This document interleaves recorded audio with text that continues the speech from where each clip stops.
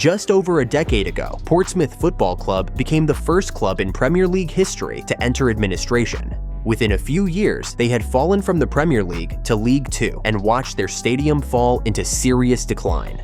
Today, that same club is selling out every home game, with 3,300 supporters still stuck on a waiting list. But Portsmouth are not just rebuilding on the pitch. They are planning a £60 million North Stand expansion that could transform Fratton Park forever. There is just one problem. A single pedestrian footbridge is blocking the entire project, and nobody can agree on who should pay for it. This is the full story of Portsmouth FC's stadium expansion, and why a single footbridge could decide the future of Fratton Park. Fratton Park began life in 1899 on what was once a potato field, with the land purchased for just £4,950. More than 125 years later, it remains the only home Portsmouth FC has ever known.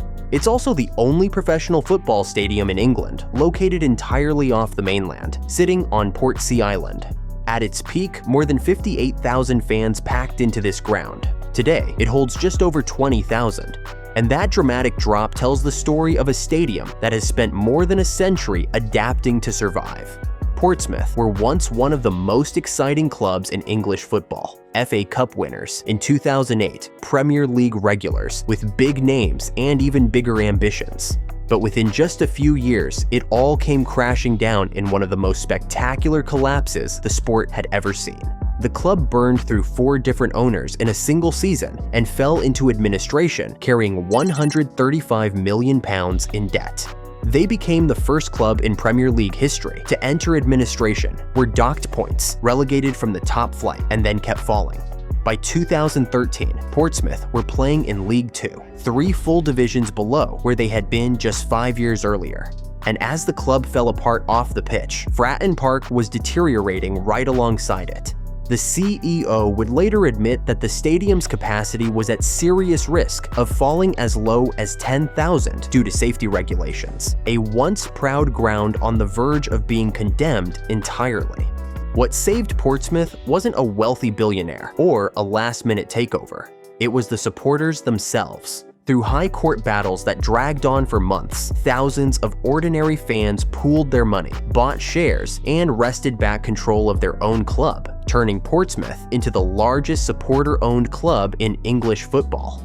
It was one of the most remarkable acts of collective loyalty modern football had ever seen. But while the fans had saved the club itself, Fratton Park was still crumbling around them, and without serious outside investment, the stadium faced a very real risk of being condemned. That changed in 2017 when Michael Eisner, the former CEO of Disney, took over Portsmouth. He promised to invest £10 million into the club, and unlike many football owners, he delivered. Since then, his ownership group has spent around £25 million upgrading Fratton Park, improving safety, modernizing facilities, and renovating parts of the stadium that had been neglected for years.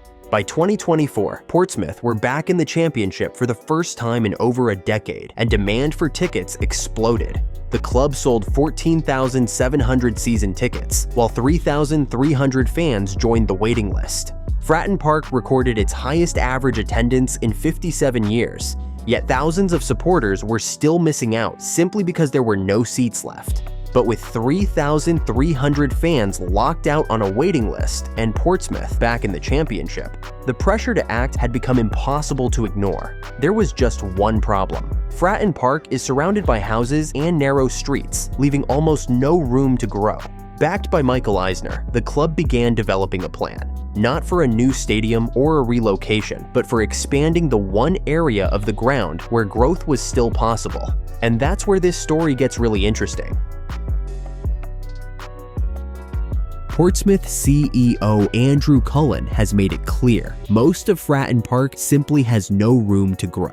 The Fratton end lacks the space, the Milton end is restricted by nearby housing, and even filling in the stadium corners was explored and rejected because the extra seats would not justify the cost. That leaves the North Stand as the only realistic option, with enough open land behind it to build significantly bigger. The concept is directly inspired by what Liverpool did at Anfield. building above and behind the existing structure rather than tearing it down, increasing capacity while keeping Fratton Park's character largely intact.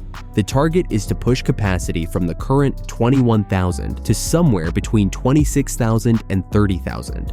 A transformation that would give Portsmouth a ground capable of competing with much of the championship in terms of size and facilities. But what makes the project particularly interesting is how Portsmouth intend to pay for it. Tornante's vision extends far beyond the stadium itself. Plans for the land behind the North Stand include 460 homes, a 145-room hotel, and commercial space, forming part of a wider development that could deliver around 710 homes in total. Rather than treating the stadium as a standalone project, Portsmouth wanted to become the centerpiece of a much larger regeneration scheme.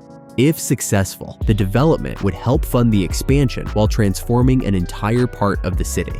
For many supporters, Fratton Park's biggest matchday problem is not the view of the pitch. It is everything that happens at halftime.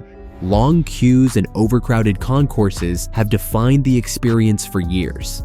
Eisner himself has acknowledged the issue, and the expanded North Stand is designed to provide far more space for food, toilets, circulation areas, and disabled supporters, creating a more modern matchday experience overall. The hospitality transformation already underway offers a glimpse of what the future could look like. The former Victory and Warrior Lounge has been redeveloped into the new Victory Suite, while the expanded fan zone now opens hours before kickoff with food, entertainment, and activities for supporters. These projects are not the finished product. They are early examples of the wider modernization the North Stand is intended to deliver. Safe standing will also feature prominently, continuing a shift already well underway at Fratton Park. The ground already has around 4,500 rail seats installed across the Milton end and the Fratton end. Cullen has described the completed North Stand as the jewel in the crown of everything Portsmouth have been building at Fratton Park. The vision is compelling, the demand is undeniable, and the direction of travel is clear. But between that vision and the first foundation being laid, one specific obstacle has been blocking this entire project for years, and it has nothing to do with the football club itself. The North Stand vision has been discussed at Portsmouth since at least 2020, and yet as of 2026, not a single foundation has been laid. The first and biggest obstacle is a new pedestrian footbridge linking Fratton Station to the land behind the North Stand. Its construction is listed as a critical requirement in Portsmouth's local plan, meaning the wider project, including 710 new homes, a hotel, commercial space, and the North Stand expansion itself, cannot move forward without it. And what makes this so frustrating is that multiple organizations must agree before anything can move forward. In 2023, Michael Eisner publicly criticized Network Rail for refusing to contribute just £15,000 towards a feasibility study for the bridge, a study that could help unlock a development worth hundreds of millions of pounds for the city. After months of pressure from local MP Stephen Morgan, funding for the study was eventually secured and 6 different parties came together to find a solution. But the breakthrough never came. Early findings suggested the bridge would cost far more than anyone had anticipated, with Andrew Cullen describing the figures as extraordinarily high. He later admitted that if the project had cost around £1 million, it would have been resolved years ago. Instead, the engineering team were sent back to reduce costs, and as of early 2026, the bridge remains unresolved, with Cullen openly admitting he still does not know whether the answer will ultimately be yes or no. Then there is the cost of the North Stand itself. Pompey have estimated the project at between £60 million and £70 million, an enormous figure for a championship club. The funding model relies heavily on the housing and hotel development behind the stand, generating enough revenue to offset construction costs. If the footbridge cannot be agreed, that development cannot happen. And if that development cannot happen, the financial model that underpins the entire project begins to unravel. In other words, the footbridge is no longer just a transport issue. It has become the key that unlocks the entire redevelopment. There is also the question of funding. Tornante's investment in Portsmouth has now reached £54 million, while the club has recorded nearly £20 million in losses since 2021.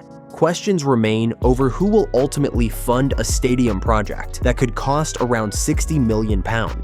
And underneath everything sits another major question: timing. Premier League revenue would dramatically strengthen Portsmouth's ability to fund a project of this scale.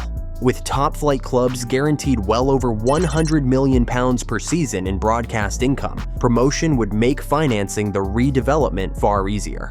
Cullen has pushed back against suggestions the North Stand will not arrive until 2035, but with the footbridge unresolved and the financial model still dependent on a wider regeneration project, the honest answer is that nobody knows exactly when construction will begin.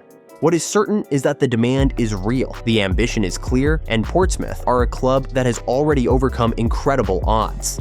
They saved themselves from extinction, rebuilt Fratton Park, and fought their way back to the championship. But what do you think? Will the North Stand finally become reality, or will the project face even more delays? Let me know in the comments below, and if you enjoyed the video, don't forget to like and subscribe for more football stadium stories.